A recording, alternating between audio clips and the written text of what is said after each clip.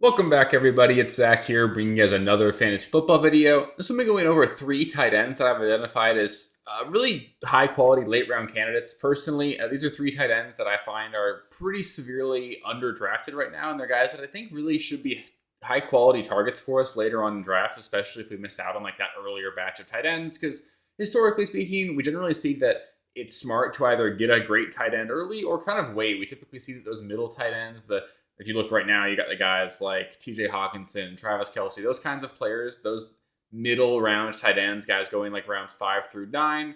They're just not typically going to return value for you. The difference between like the tight end 10 and the tight end 20 really isn't a whole lot on a per game basis by any means. So really what we're looking for is we're looking to try and extrapolate value later on in drafts. And I think this is a great opportunity to do that. Last year, I highlighted Jonnu Smith, Mike Gesicki, and Will Dissly has like a deeper dive on this spot on this video. So kind of went 3 for 3 there, honestly, in terms of all three of those guys having some surprising value. So really like making this one. Tight end's one of the more fun positions to really look deep on as well, because we can kind of find some stuff every single year. So yeah, should be a lot of fun, and let's just get into it here. The first tight end I really want to highlight here, and this is going to be my favorite on this list by far, and it's going to be Chigoziem Okonkwo. He's currently being drafted as the tight end 26, which is simply far too late. He's a guy who's put up some big games in the past. I think if you just watch Chig play, he's very clearly a talented player. He's extremely athletic. He's a guy that they're going to use in the slot sometimes. And he actually really quietly finished the season incredibly strong last year. He was the tight end 4 during the fantasy playoffs. So obviously a small sample size there, but seeing him put up a 3-week stretch like that really mattered for fantasy. If you were in the fantasy playoffs, he was a really high quality streaming option, and it ended up really helping people win leagues last season, to be completely honest. And there are a lot of things that we sort of look for in a high quality fantasy tight end, or especially a breakout. And one of the things I personally look for is you just want to see that athleticism. If you look at like the surprising guys over the last couple of years, you had David Njoku and Evan Ingram break out like 2 years ago. Those are guys that are just extremely athletic and can give you a lot on a per-touch basis. And then you had Jonnu Smith last year, another incredibly athletic tight end. It took a while in his career, but when the usage came, he obviously put up big numbers. And typically we see that the tight end position in the NFL is the hardest one for players to adjust. It's not unheard of for a guy to be like a year 4, year 5 breakout at the tight end position. And that's a completely different situation than what we see for like running backs, wide receivers, quarterbacks. It's really the only position in the NFL where you can have like a mediocre first 3 to 4 years of your career and still end up being really good. So there's still plenty of time here for Chigoziem Okonkwo to be good. He's going to turn 26 this season. That's actually typically the most common age of a breakout for a tight end. So it's actually right in line with schedule there. There's no reason to expect this to be like a concern by any means. So I like what I see a lot out of Chigoziem Okonkwo. Again, he's incredibly athletic, kind of 4.5 40. That's incredible for the tight end position. And again, one of the things that I always look for when I'm looking for a tight end and potentially like surprising or high end performances is I want him to at least have a chance to be a top 2 target on his offense. And in Tennessee, there's a clear path towards that happening here. You've obviously got Calvin Ridley in there as the one, but then you've got Tyler Lockett, you've got Treylon Burks, I think Van Jefferson's there now. They added a couple of like later round rookies, but this is a really clear path here. Like, in fact, if I was just projecting it out, I would kind of expect Chigoziem Okonkwo to be the number 2 target in this offense. And even beyond that, Cam Ward, of course, he's a rookie. We're not expecting them to just light the world on fire from an offensive standpoint here, but it's going to be a whole lot better than what they had last year with Mason Rudolph, Will Levis. This offense can only be better than it was last season. And Chigoziem Okonkwo, again, he should be an ascending player still. There's a chance for him to be the number 2 target in this offense. And I really like the upside there. So I like Chig quite a bit. I've liked the talent for a while, and I think this could be the year that things click for him. And at tight end 26, it's a no-brainer for me.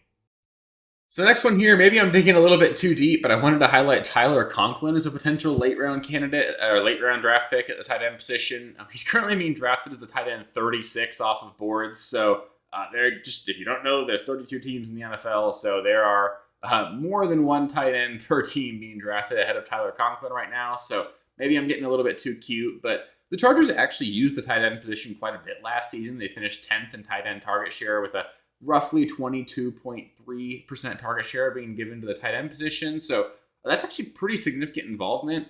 There were 108 total targets to the position. So that's really solid volume for a position where they really didn't have anybody that could perform at a high level. I mentioned Will Dissly's name earlier. Will Dissly being your leading target getter at the tight end position kind of means that you just don't have a whole lot of pass catching ability at the tight end position. And Tyler Conklin, not as good of a blocker as Will Dissly, but he is a much better receiver than Will Dissly. We've seen him put up some honestly really respectable fantasy performances in the past. Go back a couple years to when he was in Minnesota. He put up some, hit or miss games, obviously, in New York. The whole Jets team and organization sucks the last 10 years or whatever. So not a whole lot he could really do there. But, we've seen Tyler Conklin be fantasy relevant in the past.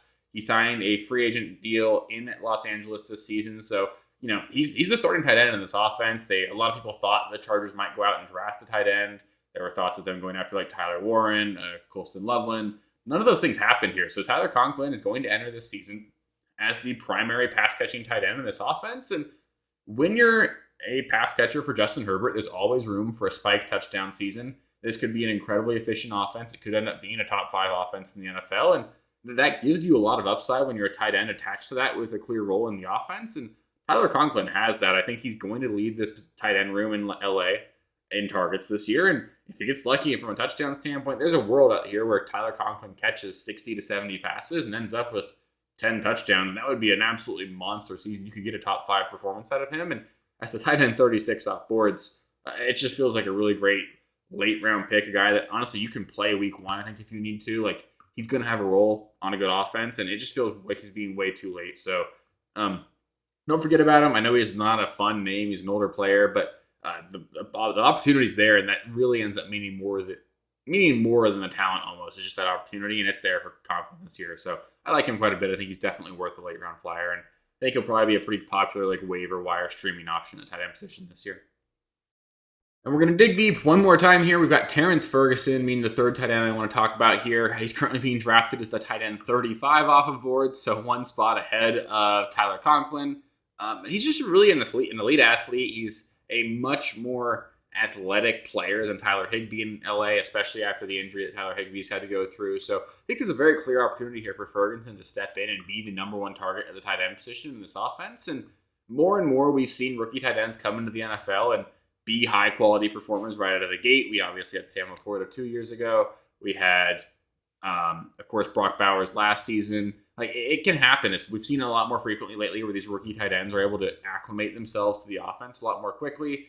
He's not a fantastic run blocker right now. He's definitely got to develop that, but he is probably the best weapon they have in the tight end room from the passing game standpoint. And this is an offense that really does want to utilize the tight end position. We saw Colby Parkinson be incredibly fantasy relevant at times last year. Ferguson is just way better than Parkinson as a pass catcher, and that's certainly what's exciting here is he's a guy that can do a lot with the ball after the catch. He's going to be a great target for Stafford in the middle of the field, and being drafted in round 2, the 14th pick in round 2, that's a really high draft pick for a tight end here. I think there's a clear path towards production here for Ferguson if he can just end up being that weekly starting tight end for this team, and he should be with where he was drafted. Beyond that, there's a lot more upside associated with him if he ends up finding himself in a situation where Devontae Adams or Puka Nacua miss time. Wouldn't be that shocking. We've seen Puka miss significant time in his career. Adams going to be 32 this year, so there's plenty of reason to at least consider it a possibility that there's going to be some more targets opened up on some specific weeks here. And again, it's a good offense. We want athletic tight ends tied to good offenses, and Terrance Ferguson fits the bill there. So there's definitely an opportunity here. At best, he's going to be the number 3 target in this offense because there's no way he out-targets Adams or Puka. But being the number 3 target in a really good offense, if you get lucky with touchdowns or something, you can have a really good fantasy season. And I think Ferguson at least has a path there. So at the tight end 35 by ADP, I think it's a really good value. He's someone that I would be certainly willing to draft this late. And if you're in Dynasty or something, he's a guy that I'm pretty excited about. I personally have on my Dynasty roster as well. So I like him quite a bit here. So that'll do it for the tight end position here. I've already gone over sleepers at the wide receiver and running back position, so I highly recommend you guys take a look at those videos if you haven't already. Next video you guys will get, which will be 2 days from now, will be the sleeper video for the quarterback position, so stay tuned for that one. Been really fun going through these, and we're going to get into some draft strategy stuff, values, breakouts, all sorts of stuff. There's going to be a ton of content coming the entire rest of the summer. There will be at least 3 videos a week every single week for the entire rest of the offseason, and then there'll be even more than that as we get into the regular season. So if you're not already, make sure you subscribe to the channel. That way you don't miss any of that, and click the bell so you get notifications when stuff comes out. And if you made it this far in the video, hopefully it helped you out. So just do me a favor, give it a thumbs up. It helps me quite a bit. And yeah, I really appreciate you guys. It's been a lot of fun, and we got a lot more coming. So I'll catch you with the next one. Peace. Thank you guys for watching. If you haven't already, please be sure to subscribe to the channel, like the video, check out these other videos here if you haven't. If you want more content, please feel free to follow me on Twitter at RealSteelFFB. I'll be more active on there as the season goes on. Thanks. Catch you later.